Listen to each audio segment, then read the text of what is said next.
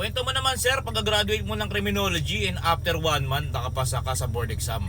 At anong ginawa mo sir, paano ka nakapasa? Yun, tanong ni May Prince. Yan, ni May Prince.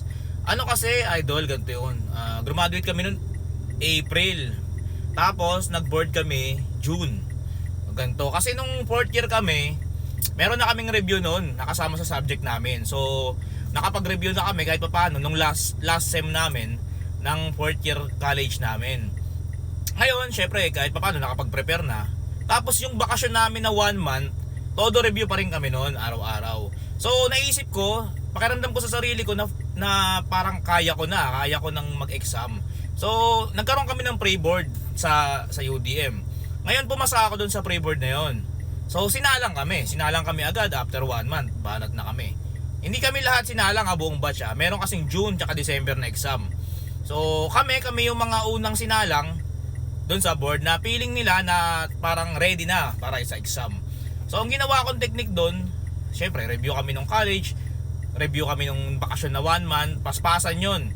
Take down notes, pag uwi ko sa bahay, nagdo-notes ako sa bahay ang ginagawa ko ng tola, naglalagay ako sa dingding, yung mga keyword lang. Oo, babasahin ko, tapos kukunin ko yung pinaka-keyword, maglalagay ako sa dingding, doon ko siya nakabisado. Tapos basa konti, hindi ako basang-basa. Ginagawa ko, natutulog ako ng maaga, tapos gumigising ako ng mga alas 3, tapos magbabasa ako hanggang 4:30, ganyan, alas 5, then matutulog ulit ako. Then pagdating ng 8 AM, pupunta na kami sa review center noon para mag-review ng 8 to 5. Diba? Hataw yun, hataw. Yun yung 1 month na lang, 1 month before. Hinataw ko na yun.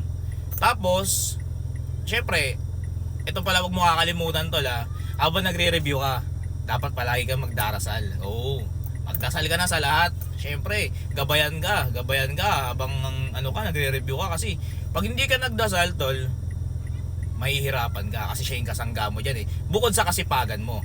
Basta yun lang, hindi naman ako todo-todong nag-review, tamang review lang, kasi yung review namin na yun tol, kasama na kasi sa subject namin yun yun, talagang niready ko na lang yung sarili ko. Tapos syempre, awa ng Diyos, nakapasa tayo agad, 1 take lang yun, and top 1 ng UDM noon time namin, 2018 June taker, nag top 1 sa NCR.